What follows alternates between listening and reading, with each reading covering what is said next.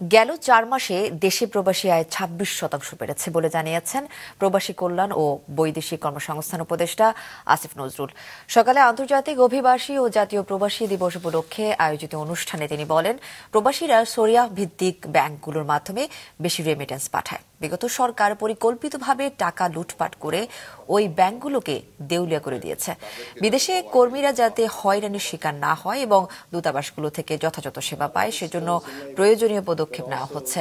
Passport সমস্যার সমাধানে উদ্যোগ নেওয়া হয়েছে বলেও জানান তিনি। জানান, প্রবাসীরা যাতে বিদেশে বসে সহজে ভোট দিতে পারে সে বিষয়ে কাজ চলছে।